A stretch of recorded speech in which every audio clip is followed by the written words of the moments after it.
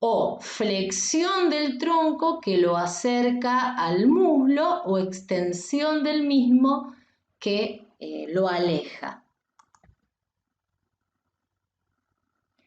El próximo movimiento es hablar de separación o abducción y el otro término es aducción o aproximación.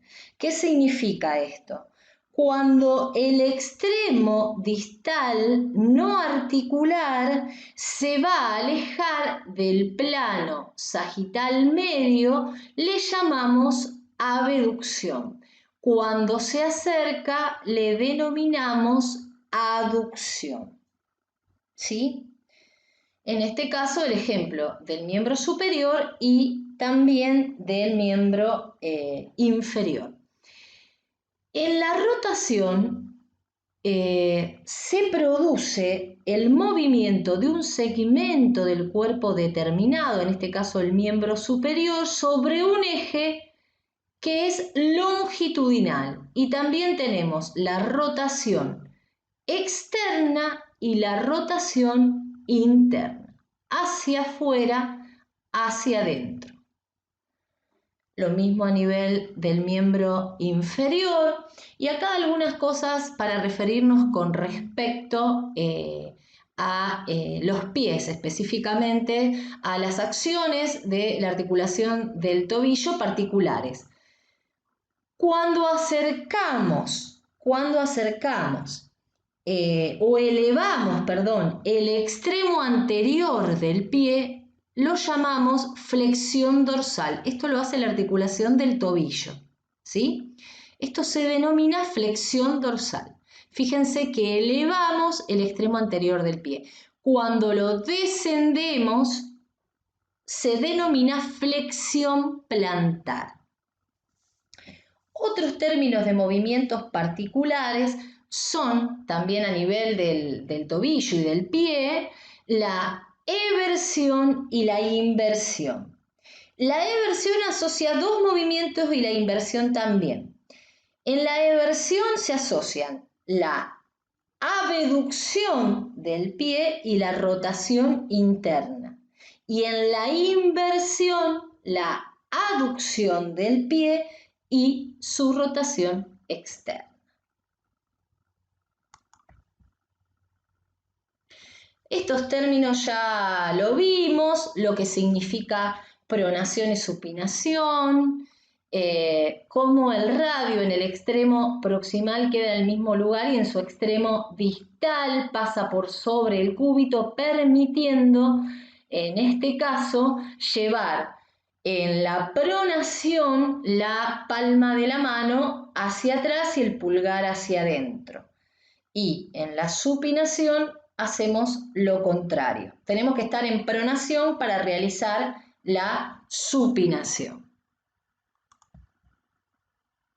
Bueno, otros términos que tienen que ver con la mano, la aducción, es decir, aproximar los dedos o también separarlos a partir de la abducción, la flexión y extensión del dedo y la falange, en este caso la primer falange. También a nivel del pulgar, la flexión, extensión del pulgar y la aducción y abducción del mismo dedo. Esto es algunos GIF para que ustedes vayan viendo la flexo-extensión de la rodilla, cómo actúa la articulación a nivel del tobillo, en lo que vamos a denominar en este caso la flexión dorsal o dorsiflexión, y acá va la flexión plantar. Y la flexión y extensión de la muñeca.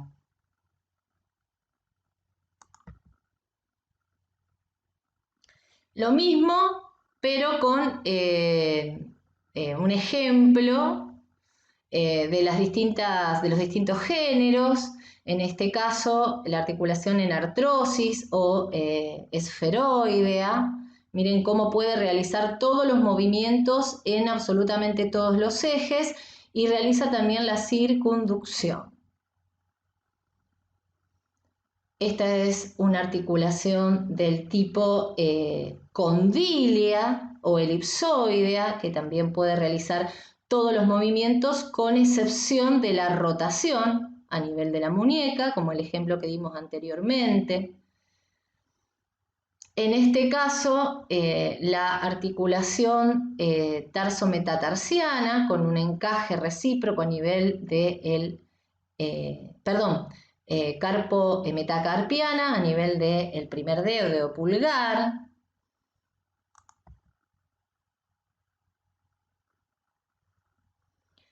El atlas y el axis ya lo van a ver en la clase de columna vertebral, que son las dos primeras vértebras cervicales que me permiten la rotación específicamente de la cabeza sobre la columna vertebral.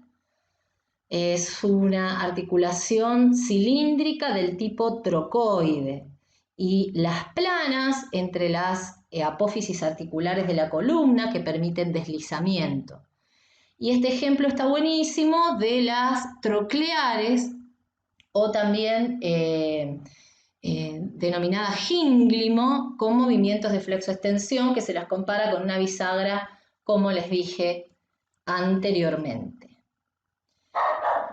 Pasamos ahora a miología, sistema muscular. Esto va a ser cortito, pero importante también. Vamos a ver los tipos de músculo. Dentro de estos músculos tenemos los músculos estriados, que van a ser los responsables de contraerse y poder lograr todos esos movimientos de las articulaciones. Sin la contracción muscular, las articulaciones no podrían moverse. Así que ahora vamos a seguir con este tema. Entonces decimos que los músculos o el sistema esquelético está formado por formaciones, justamente está formado por estructuras a las que denominamos músculos, ¿sí? Con esta gran capacidad de poder contraerse y disminuir su longitud. ¿Sí? Cada vez que un músculo se contrae, gracias a la estructura que tiene, determina que disminuya su longitud. De esta manera va a poder ejercer una acción sobre la articulación y permitir realizar determinados movimientos. En este caso, si hablamos de los músculos esqueléticos, porque los tenemos que clasificar también. Tenemos tres tipos de músculos. Músculos estriado, esquelético, que forma la mayor parte del sistema esquelético. Es un músculo de tipo rojo y voluntario. Es decir, nosotros podemos, a través del sistema nervioso somático, contraerlo por medio de la voluntad. El músculo estriado cardíaco es el músculo que forma parte del corazón, es rojo y es involuntario, al igual que el músculo liso, que en este caso es blanco pero involuntario también, ¿sí? Es decir, en este caso el músculo liso está regido por el sistema autónomo, el sistema nervioso autónomo. Vamos a explicar las generalidades, esto ustedes después lo van a profundizar, porque lo van a ver la estructura microscópica en histología y van a ver esa función de contracción en fisiología. Decíamos que la mayor parte de los músculos son estriados esqueléticos, ¿sí? Y también dentro de estos músculos tenemos aquellos que son superficiales y músculos profundos. Dentro de los músculos estriados esqueléticos también encontramos distintas formas que les dan distintos nombres. Por ejemplo, Este tipo de músculo se denomina músculo fusiforme, porque tiene un vientre muscular en el medio y en los extremos son los lugares donde se encuentran los tendones, que son las estructuras que se van a insertar en los huesos. Quiero que tengan en cuenta, porque es muy importante, que si yo voy a volver atrás, a ver si puedo, siempre es necesario tener entre la inserción proximal y distal de los tendones de un músculo, una o a lo mejor dos articulaciones en el medio, para que cuando se contraiga pueda ejercer un movimiento.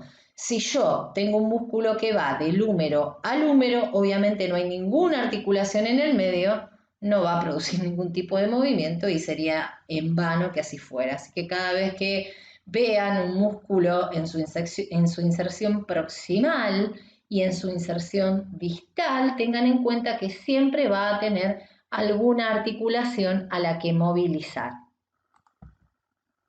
Volvemos. Perdón esta desprolijidad. Decíamos el músculo fusiforme, de acuerdo a su forma, en forma de huso, por eso se lo llama fusiforme. Este músculo se denomina bíceps, tiene dos tendones proximales, dos vientres, por eso bíceps, y termina en un tendón común. Al contrario de este músculo, que se lo denomina digástrico, donde tengo dos vientres pero con un tendón en su parte media. También podemos encontrar músculos con forma de pluma que le vamos a llamar penniformes, o también músculos del tipo anchos. Los músculos anchos son aplanados y generalmente se los va a encontrar formando parte de las paredes de las grandes cavidades, como el tórax o el abdomen. Este, por ejemplo, es un músculo cuadrado porque tiene los cuatro lados iguales. Son las distintas formas que pueden adoptar estas estructuras musculares. Por otro lado, el músculo cardíaco, con su capacidad contráctil, presenta una inervación intrínseca y otra extrínseca, el corazón, para poder contraerse.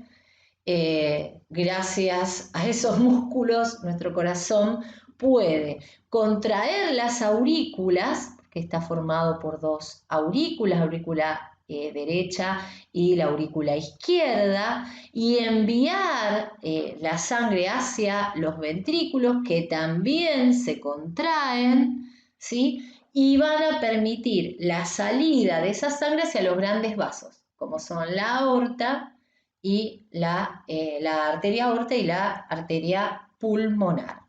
Ya vamos a hablar de eso también cuando veamos el sistema cardiovascular.